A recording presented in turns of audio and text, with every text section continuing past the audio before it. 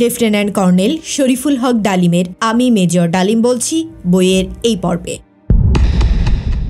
বর্তমান সরকারের অধীনে সামরিক বাহিনীতে থেকে জনগণের স্বার্থে কাজ করা সম্ভব নয়।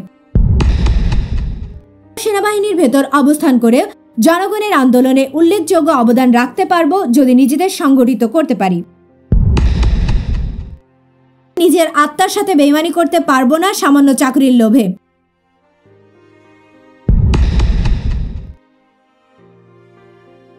কর্নেল জিয়াউদ্দিন তার সাড়া জাগানো নিবন্ধ সাপ্তাহিক হলিডেতে ছাপিয়ে পদত্যাগ করলেন।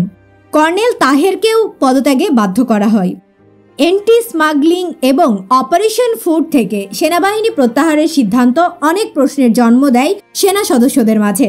সবাই এই সিদ্ধান্তে হতাশ এবং ক্ষুব্ধ হয়ে ওঠেন। এই পরিস্থিতিতে কর্নেল জিয়াউদ্দিন অভিমত প্রকাশ করেন, বর্তমান সরকারের অধীনে সামরিক বাহিনীতে থেকে জনগণের স্বার্থে কাজ করা সম্ভব নয়। সরাসরিভাবে সরকারের বিরোধিতা করাও সম্ভব নয়। তাই সরকারি অপশাসন ও দুর্নীতির বিরুদ্ধে জনগণের মাঝ থেকেই গড়ে তুলতে হবে দুর্বার প্রতিরোধ সংগ্রাম। তার অভিব্যক্তিতে প্রচ্ছন্ন ইঙ্গিত পেলাম তিনি সক্রিয় রাজনীতির কথা ভাবছেন। তার অভিমতের পরিপ্রেক্ষিতে সেনা পরিষদের মনোভাব ছিল তার বক্তব্য অবশ্য যুক্তিসঙ্গত। সরকার বিরোধী আন্দোলনকে বিজয়ের চূড়ান্ত পর্যায়ে এগিয়ে নেওয়া সম্ভব জনগণের রাজনৈতিক আন্দোলন গতিশীলতা সৃষ্টি করেই। মূলত এ দায়িত্ব পালনে তার দেশপ্রেমিক এবং জাতীয়তাবাদী দল ও নেতৃত্বের ওপর। তবে আমরাও সেনাবাহিনীর ভেতর অবস্থান করে জনগণের আন্দোলনে উল্লেখযোগ্য অবদান রাখতে পারব যদি নিজেদের সংগঠিত করতে পারি। 1972 সালের গ্রীষ্মকালে সাপ্তাহিক হলিডেতে কর্নেল জিয়াউদ্দিন তার সাড়া জাগানো নিবন্ধ প্রকাশ করেন। এ নিবন্ধের মাধ্যমে তিনি সরাসরি জাতীয় মুক্তি সংগ্রামের প্রতি ক্ষমতাসীনদের বিশ্বাসঘাতকতার অভিযোগ আনেন।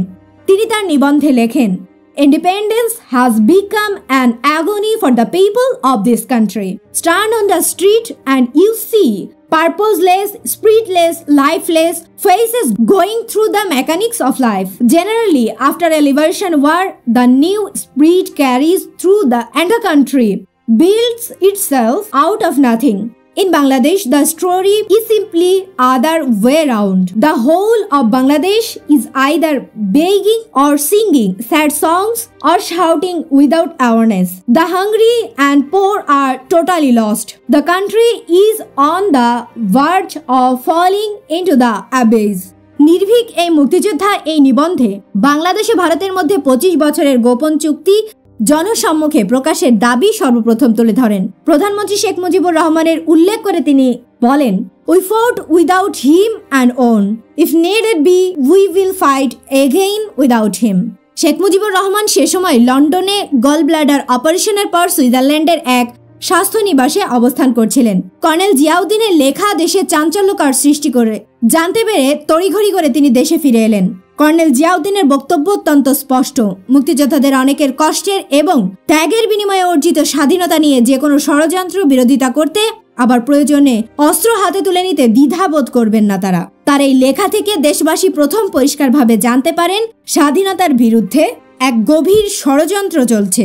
প্রমাদ গুনলেন আর্মি চিফ শফিউল্লাহ। তিনি জিয়াউদ্দিনকে হাতে পায়ে ধরে অনেক মিনতি করেছিলেন যেন শেখ সাহেব ফিরে এলে ছাপানো নিবন্ধের জন্য তার কাছে ক্ষমা চেয়ে নেন। কারণ শফিউল্লাহ বুঝতে পেরেছিলেন কর্নেল জিয়াউদ্দিনের লেখা রাজনৈতিক মহলে বিশেষ করে তরুণ ও ছাত্র সমাজ এবং সেনাবাহিনীতে তীব্র আলোড়ন সৃষ্টি করবে। সেনাবাহিনীতে কোনো প্রকার বিস্ফোরণ যাতে না ঘটে তার জন্যই মিনতি জানিয়েছিলেন তিনি।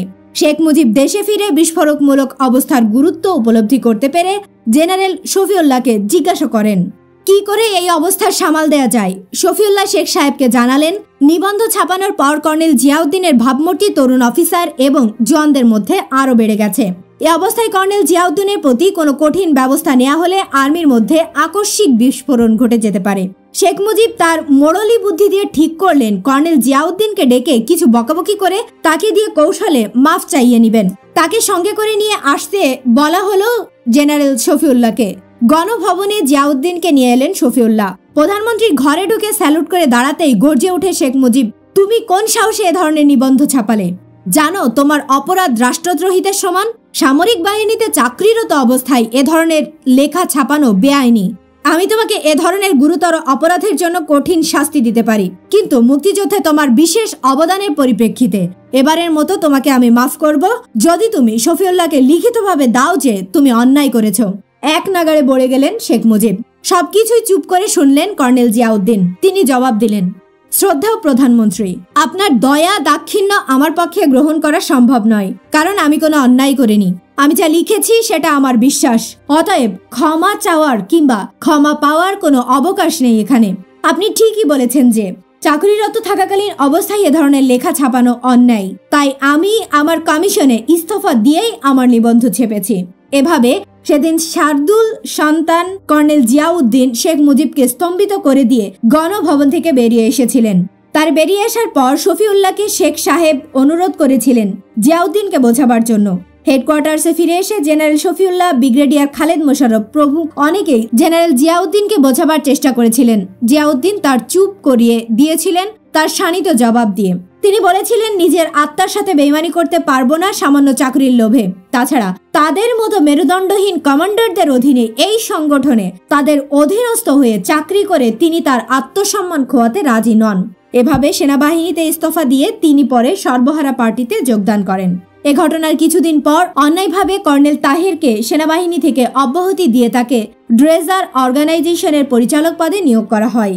এই নতুন পদে অধিষ্ঠিত হওয়ার পর কর্নেল তাহের জাসদের সশস্ত্র গোপন সংগঠন গণবাহিনী গড়ে তোলার দায়িত্ব গ্রহণ করেন।